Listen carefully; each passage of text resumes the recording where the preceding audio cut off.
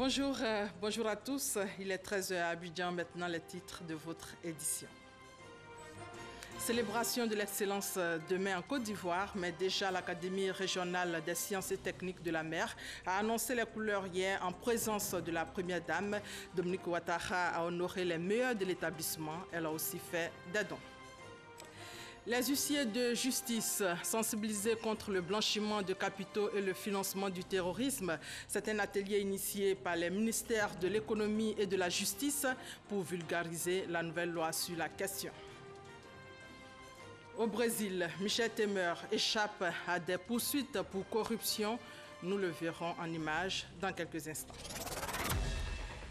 Tout d'abord, un plan d'urgence de 173 milliards de francs CFA pour reconstruire Abobo, pour changer le visage d'Abobo. C'est l'une des décisions prises hier en Conseil des ministres. C'est le dernier conseil avant les vacances gouvernementales qui a procédé à plusieurs nominations. La synthèse avec Viviane Aimé. Dernier conseil des ministres avant les vacances du gouvernement qui commencent bientôt. Plusieurs dossiers encore en instance ont été traités au cours de la séance qui s'est tenue ce mercredi au palais présidentiel en présence du chef de l'État, le président Alassane Ouattara. L'on se souvient que lors de son passage le 9 décembre dernier dans la commune d'Abobo pour le lancement des travaux de bitumage des voiries du district d'Abidjan, le président de la République avait annoncé un plan d'urgence pour la commune d'Abobo. La promesse vient d'être concrétisée. 173 milliards 600 millions de francs viennent d'être dégagés pour améliorer les conditions de vie des populations dans cette commune. Ce plan d'un coût de 173,6 milliards de francs CFA comprend le renforcement des infrastructures économiques, la mise aux normes des services et équipements sociaux collectifs, l'amélioration de l'environnement urbain, la promotion de la sécurité, de la protection civile et l'appui à l'insertion socio-économique. Ce plan inclut des travaux importants en matière de construction, de réhabilitation de la voirie urbaine à Bobo, au niveau du transport public, de l'électricité, de l'éclairage public, au niveau des infrastructures d'assainissement, de drainage, de la salubrité, au niveau de l'éducation, de la santé notamment avec la construction d'un CHU et de 4 hôpitaux généraux, également des infrastructures en matière de sport et loisirs, pour occuper plus aisément la jeunesse de cette commune. Des équipements également au niveau des marchés, de la protection des biens et des personnes, etc. etc. Donc c'est un vaste plan qui aujourd'hui a été validé par le Conseil, qui a instruit l'ensemble des ministres concernés à l'effet de prendre toutes les mesures en vue de sa mise en œuvre diligente.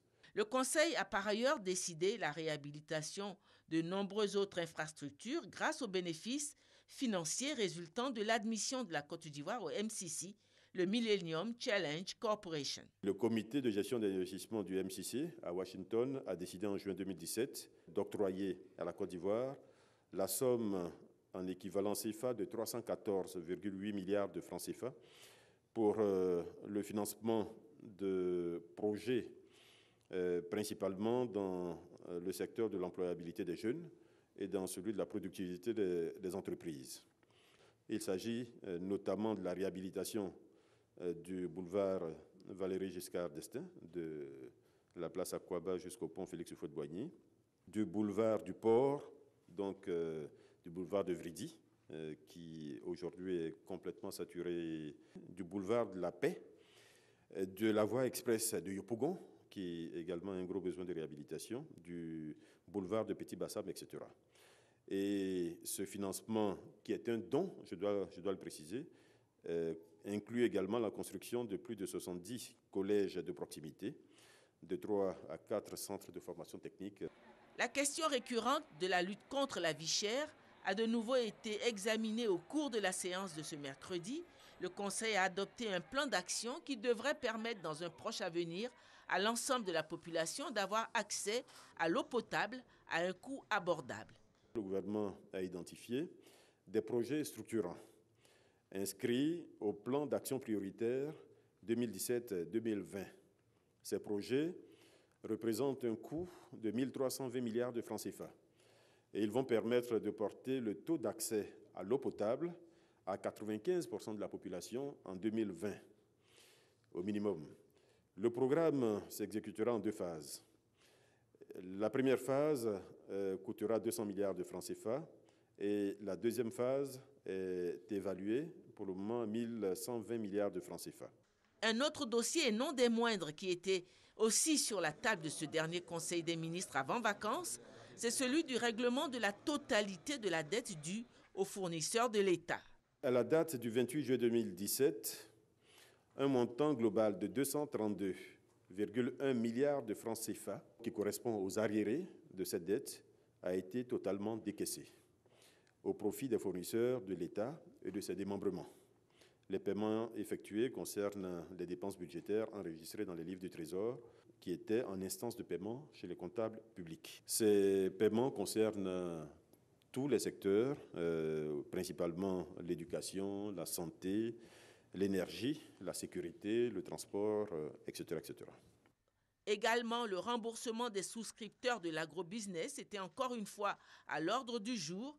L'élément nouveau, plusieurs autres comptes appartenant à des sociétés d'agrobusiness viennent d'être saisis. À la suite des recherches qui ont continué à être faites par le procureur de la République et la police économique, des ressources additionnelles de 1,150 milliard de francs CFA ont pu être mobilisées et donc sont en ce moment consignées dans un compte séquestre. Le doyen des juges d'instruction du tribunal de première instance d'Abidjan, appuyé par le procureur de la République, a ouvert des procédures judiciaires à l'encontre de 23 sociétés d'agrobusiness. Et sur ces 23 sociétés, il y a 6 dirigeants qui sont actuellement en détention. Évidemment, les enquêtes se poursuivent. Nous continuons d'espérer recouvrer des sommes encore plus importantes pour permettre de rembourser une part plus importante des investissements qui ont été réalisés par les souscripteurs. Le Conseil a en outre procédé en sa séance de ce mercredi à plusieurs nominations dans les départements ministériels et structures sous tutelle.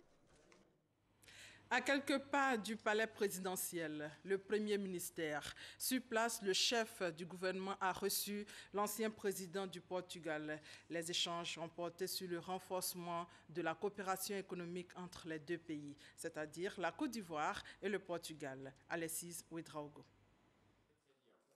Paulo Portas, ancien vice-premier ministre portugais, a la primature ce mercredi. Après le forum économique ivoiro-portugais tenu mi-juillet à Abidjan, de nouveaux axes de coopération économique se signalent. La Côte d'Ivoire est l'économie africaine avec plus forte croissance en 2015, 2016 et je crois que va répéter 2017. Quand on a une telle croissance, ça veut dire que les réformes de la Côte d'Ivoire sont les réformes nécessaires, que la Côte d'Ivoire est en train de devenir un modèle d'attraction d'investissement et de compétitivité, et que ça honore le travail du gouvernement et de son Excellence le Président de la Côte d'Ivoire. Et si une entreprise comme Motengil regarde très attentivement Côte d'Ivoire, c'est qu'il y a un rationnel en Côte d'Ivoire qui est à l'origine de cette curiosité et de cette volonté d'aider dans un esprit de co-développement la croissance de Côte d'Ivoire. La Côte d'Ivoire et le Portugal ont pris l'engagement de renforcer leur coopération. Déjà, une convention existe. Elle évite la double taxation entre les deux pays. Voilà, c'était l'audience que le chef du gouvernement a accordée à l'ancien vice-premier ministre du Portugal, et c'était hier. Demain, la fête de l'excellence au palais présidentiel. Déjà la veille, la journée de l'excellence et de promotion du genre a été célébrée à l'Académie régionale des sciences et techniques de la mer, en présence de la première dame qui a fait des dons de matériel en santé. Mahama Traoré et Abiba Dambélé saluent. Sur les rives de la lagune ébriée, dans le quartier Yopougon-Niangon-Lokwa, se dresse un édifice à la hauteur des ambitions d'intégration de 15 États africains. Cet édifice, c'est l'Académie régionale des sciences et techniques de la mer. À son actif, plus de 8000 élèves formés aux métiers maritimes, en 30 années d'existence. Mais force est de reconnaître, l'Académie de la mer a de tout temps été prisée par les jeunes hommes. Les métiers de la mer sont des métiers qui ne sont pas des métiers faciles. Ce sont des métiers qui sont pourvoyeurs d'emploi, de richesse comme on dit, mais ce ne sont pas des métiers faciles. Je prends par exemple la navigation. Aller en mer pendant des mois sur l'eau, ce n'est pas évident. C'est pas évident et donc pour une femme, c'était pas évident au départ. Depuis quelques années, la gente féminine s'intéresse de plus en plus à cette école. Pour 2017, l'Académie compte 109 filles dans son effectif. Et elles étaient nombreuses ce mercredi à présenter les honneurs militaires à la première dame de Côte d'Ivoire, Dominique Ouattara, marraine de la célébration du trentenaire de leur école. Commandante de troupes, République du Congo, inspection de troupes terminée, à vos ordres, Madame la Première Dame. Madame la Première Dame et chère maman, cette journée de l'excellence et du genre dont vous êtes l'inspiratrice vient nous faire prendre conscience que la femme, aux côtés de l'homme, doit accepter de se former, de se battre pour s'affranchir des pesanteurs socio-culturelles afin de mieux apporter sa contribution à l'émergence de nos États. Lors de cette cérémonie, la Première Dame, Dominique Ouattara, a primé les meilleurs apprenants de l'année académique 2017. Fait notable, pour la plupart des cycles de formation, ce sont ces jeunes filles qui arrivent en tête, démontrant ainsi la capacité de la femme à exercer dans le domaine maritime. À nos jeunes sœurs ou à nos filles de l'Académie, je voudrais les féliciter pour leurs brillants résultats scolaires qui démontrent combien la jeune fille peut être aussi méritante que le garçon si elle s'adonne avec dévouement et abnégation aux études. 30 ans au service de l'intégration sous-régionale avec pour mission de permettre aux États africains de répondre aux défis maritimes. La Première Dame de Côte d'Ivoire n'a pas manqué de saluer l'action de l'Académie régionale de la mer. Depuis sa création en 1987, l'Académie régionale des sciences et techniques de la mer constitue l'un des piliers de l'intégration régionale dans le domaine des métiers de la mer. Je voudrais enfin vous dire, chers élèves, que je suis particulièrement fière de vous. Je vous encourage à persévérer dans la voie que vous avez prise et à exceller dans tout ce que vous entreprendrez tout au long de votre vie. Le métier de la mer que chacun de vous a choisi est un métier noble et passionnant, qui vous amènera à découvrir le monde et à réaliser vos rêves. Je voudrais donc vous inviter à le pratiquer avec beaucoup de conviction et de motivation. C'est le centre de santé de l'Académie régionale de la mer qui sort grand bénéficiaire de cette visite de Dominique Ouattara. La fondation Children of Africa vient de lui offrir une nouvelle ambulance, plusieurs nouveaux équipements et 1000 doses de vaccins contre la fièvre typhoïde. Dans le domaine du transport, les bus express de retour, la Sotra a acquis 94 nouveaux bus, dont 11 bus express. C'est un soulagement pour les Abidjanais. C'est le 7e arrivage qui s'inscrit dans le cadre du projet de l'État qui vise à fournir 500 nouveaux bus au titre de l'année 2017, nous dit Ami Sissoko. La Sotra, société de transport abidjanais, il y a encore quelques mois disposait de très peu de bus au point d'attrister ses usagers réguliers, alors soumis à de nombreuses difficultés pour se déplacer à Abidjan. L'État a donc décidé de soulager cette compagnie en renforçant son parc automobile. Des centaines de bus sont alors arrivés au grand bonheur des usagers.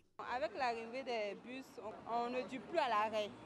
Quand il n'y avait pas de bus, c'était pénible. Il y a des bus. À chaque arrêt, il y a des bus qui passent.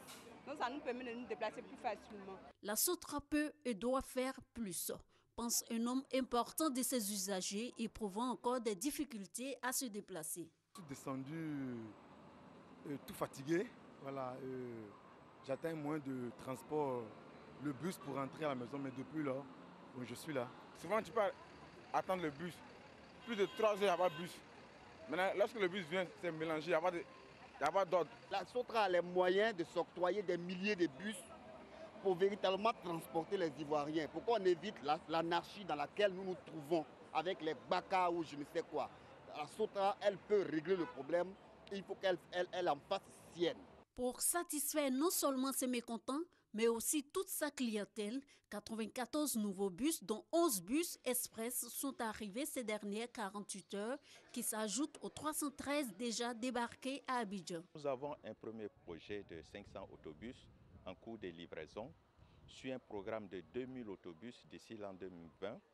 La première phase est en exécution actuellement. C'est le 7e arrivage. Aujourd'hui, nous sommes à 407 autobus livrés, plus 25 véhicules de soutien, dont quelques mini-cars. Ce projet de 500 bus a démarré au mois de mars dernier. Il va coûter à l'État de Côte d'Ivoire environ 40 milliards de francs CFA. Deuxième titre de ce journal, les huissiers de justice sensibilisés contre le blanchiment d'argent. Une nouvelle loi existe sur le sujet. C'est pour sa vulgarisation que le ministère de l'économie et celui de la justice et des droits de l'homme ont organisé un atelier à l'endroit des huissiers. Justine Sey-Djiké. À l'instar de la communauté internationale, la Côte d'Ivoire s'est engagée à lutter contre les fléaux tels que le blanchiment d'argent, le financement d'actes terroristes, le trafic de stupéfiants, d'armes et la traite des personnes à travers un dispositif juridique et institutionnel de lutte contre le blanchiment de capitaux et le financement du terrorisme dont se sont d'ailleurs dotés les États membres de l'Union économique et monétaire ouest-africaine, UEMOA, au cours de la décennie 2000. Le contexte sécuritaire de notre région en général et de notre pays en particulier appelle le gouvernement à renforcer le dispositif national de lutte contre le blanchiment des capitaux, le financement du terrorisme et la prolifération des armes de destruction massive. Pour pallier les insuffisances de ce dispositif réglementaire en vigueur, une adaptation de ces textes a été entreprise, ce à quoi s'est soumise la Côte d'Ivoire en adoptant un nouveau dispositif en matière de LBC-TF depuis novembre 2016. Les huissiers de justice représentant un maillon essentiel de la lutte contre ces fléaux sont instruits sur le nouveau dispositif et c'est dans le cadre de sa vulgarisation et de sa promotion. Il nous est apparu normal, on aille vers ce corps-là qui va véritablement dans la vie privée des uns des autres, les comptes bancaires des uns et des autres, pour qu'eux aussi soient formés, sensibilisés, pour qu'au cours de leur mission habituelle, lorsqu'ils vont être en face de cas de blanchiment ou même en cas de financement de terrorisme, porter l'information aux autorités. Lorsque nous serons vraiment bien outillés à cette nouvelle matière qui sera une nouvelle attribution à la profession d'huissier de justice, on pourra relayer l'information aux autorités judiciaires. Il s'agit de renforcer les capacités du corps des huissiers de justice en vue de la mise en œuvre effective de la nouvelle loi. On s'intéresse maintenant à la première campagne nationale sur le civisme et la citoyenneté. Campagne initiée par le ministère de la Promotion de la Jeunesse. L'objectif est d'inculquer aux jeunes les valeurs du civisme. Le compte-rendu de Franck Quadio. Les symboles de la République. Non, bon, peut-être, j'ai déjà entendu parler de ça, mais bon. Les symboles de la République, je sais qu'il y a la moirie, non? La moirie. Ils sont peu connus, en effet, les symboles qui fondent la République. Au nombre de 5, le drapeau et l'hymne national, la devise Union Discipline Travail, les armoiries et le portrait du chef de l'État. L'intégration des valeurs républicaines par les populations pourrait être déjà un début d'élan populaire en faveur du civisme et de la citoyenneté, notion perdue aujourd'hui, et les jeunes sont les premiers à le reconnaître. Vous savez, la situation de crise que nous avons vécue a été telle que il faut réapprendre les valeurs que nous disons les valeurs perdues, les valeurs républicaines, les valeurs sociales, les valeurs humaines, pour que la jeunesse puisse véritablement, de façon disciplinée, unie et disciplinée, puisse se mettre au travail. Les jeunes au premier plan de cette première campagne nationale de civisme et de citoyenneté lancée par la tutelle. Sans oublier les campagnes radiophoniques et télévisées que nous allons lancer sur le terrain et bien sûr la Semaine nationale du civisme qui est prévue pour la fin de l'année en décembre 2017. Dans cette campagne, vous aurez différentes initiatives d'interaction avec les jeunes pour les engager au changement de comportement, mais surtout les sensibiliser sur un certain nombre de choses qui sont dangereuses pour eux-mêmes. Des dangers tels la violence, l'alcool ou le tabagisme dans les lieux publics, les constructions voire l'affichage anarchique, bref, le civisme et le respect de la chose publique relevé par Abina Kwaku Pascal, représentant le Premier ministre Amadou Gon Coulibaly. Les valeurs civiques et citoyennes intéressent donc chacun de nous sans distinction. Notre administration est également concernée. L'administration, aussi appelée à être un modèle en termes de ponctualité et de conscience professionnelle, les jeunes mis en mission par le gouvernement ont fait profession de foi. Ils iront partout porter le message. Cette première édition de la campagne nationale pour le civisme et la citoyenneté prendra fin en décembre 2017.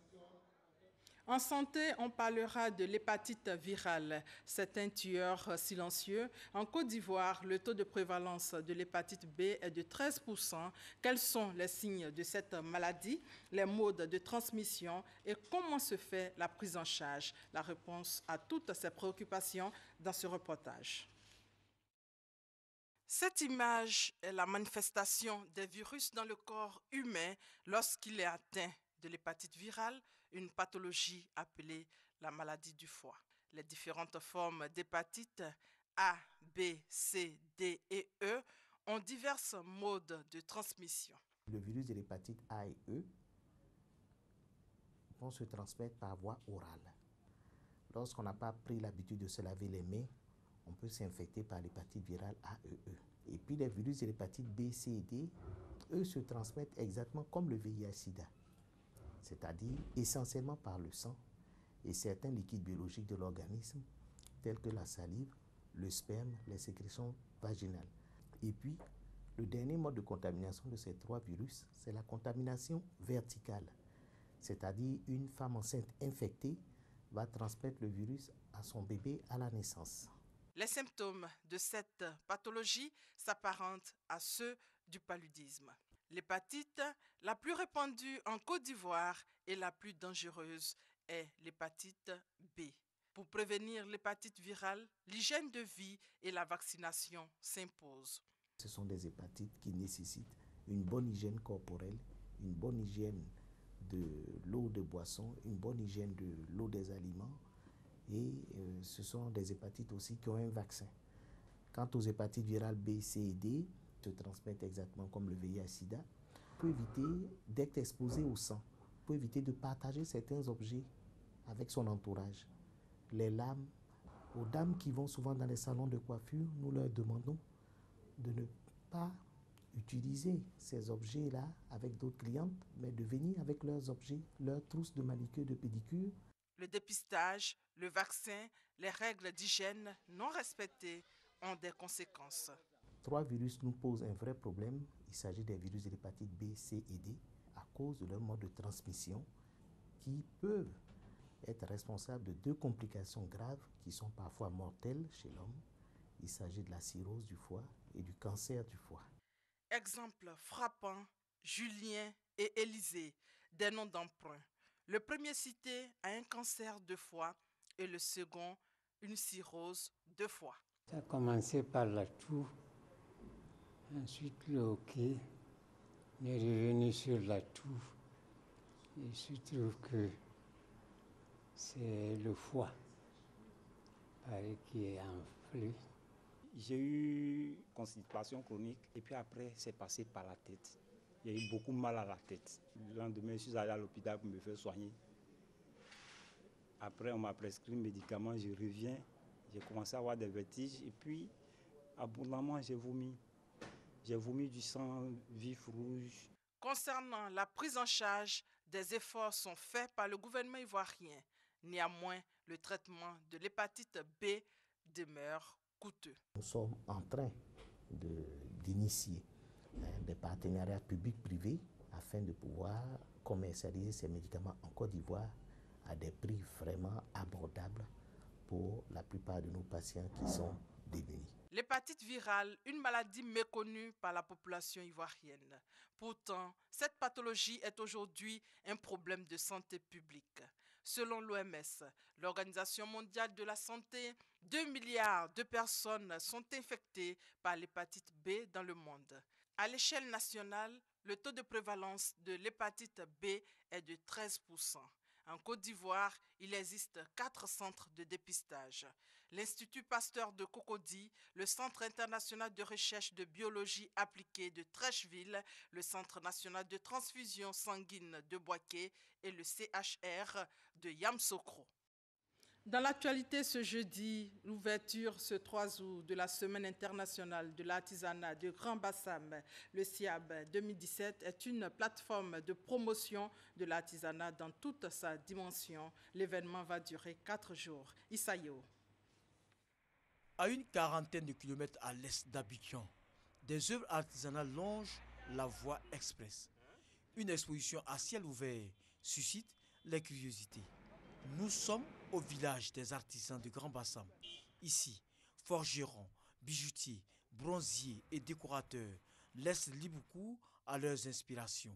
C'est un village qui a été habité depuis 1958. Le premier artisan est sur le site depuis 1958. Après, il y a eu une succession d'arrivage jusqu'à un troisième groupe en 1982. C'est un village qui compte pas moins de 2000 âmes. Non loin de là, trône la maison des artistes plasticiens. Ici également, peintres et sculpteurs, autres acteurs du secteur rivalisent d'ardeur et de talent, se nourrissant d'espoir, car dans la cité, difficile de vivre de son art. Vivre de son art à Grand Bassam n'est pas vraiment facile, mais il faut aimer le métier de l'art. L'art, c'est d'abord quelque chose que nous avons reçu de Dieu. Et donc, je le fais avec amour. C'est vrai que c'est difficile, mais lorsqu'on aime, on peut aller loin. Souvent, il y a des aménagements sur la route. Et pour les fibres optiques et pour l'adduction d'eau, alors à chaque fois, on est obligé de déranger les artisans. Sans compter également la circulation, la densité de la circulation. En Côte d'Ivoire, l'artisanat occupe 40% de la population active. L'activité représente 12% du PIB ivoirien. Le Salon international de l'artisanat de Grand Bassam, SIAD, qui ouvre ses portes le 3 août, revêt donc un enjeu capital. Le Grand Bassam vit que de son artisanat qui a permis à la ville historique de devenir patrimoine mondial de l'UNESCO parce qu'elle a beaucoup contribué avec les hôtels. Le village de Grand Bassam est l'un des plus grands villages d'Afrique. C'est toute une richesse, c'est toute une culture que nous avons. SIAD 2017 va mobiliser sur 4 jours une centaine d'exposants. Il sera marqué entre autres par des ateliers et conférences publiques. Troisième titre de ce journal en images, le président brésilien vient de remporter une victoire politique importante. Les partisans de Michel Temer ont obtenu un nombre de voix suffisant pour rejeter la mise en accusation pour corruption qui le vise. L'opposition n'est pas parvenue à rassembler la majorité des 2/3 nécessaires pour permettre son inculpation. Dans l'actualité sportive, ce n'est pas ce jeudi, mais demain vendredi que le Brésilien Neymar va arriver finalement à Paris pour paraffer un contrat de 5 ans en faveur du PSG. Le Brésilien de 25 ans devrait s'engager pour un montant record de 222 millions de dollars. Hier, la star du FC Barcelone a annoncé son départ du Barça à ses coéquipiers. Michel Digré. Neymar, la star brésilienne du Barça, avait été le dernier à arriver sur les lieux d'entraînement du club au volant de sa voiture accompagné de 3 amis. L'attaquant de 25 ans est venu s'entraîner comme prévu et a communiqué à ses coéquipiers qu'il s'en allait, a dit un porte-parole du club. L'entraîneur Ernesto Valverde lui a donné l'autorisation de ne pas s'entraîner et d'aller s'occuper de son avenir. Ces dernières semaines, plusieurs médias annonçaient le départ imminent du Brésilien vers le PSG, propriété d'un fonds souverain qatari, prêt à payer les 222 millions d'euros, soit environ 144 milliards de francs CFA, le montant de la clause libératoire de son contrat vers le Barça. Sur la toile, les supporters du PSG, eux, sont aux anges. Et ça a été quoi la réponse à votre avis des Qataris? Je connais. 220 millions. Il n'y a pas de problème, monsieur. 220, on va faire le chèque, on le fait tout de suite. Cette somme serait du jamais vu dans le monde du football, bien au-delà du record des 105 millions d'euros dépensés en 2016 pour le transfert de Paul Pogba de la Juventus de Turin à Manchester United. Voilà, le Brésilien de 25 ans devrait s'engager donc pour 145 milliards de francs CFA. Ainsi s'achève ce 13h supervisé par Michel Mambo et Sylvie Touré. Merci de votre fidélité. On se retrouve demain à la même heure.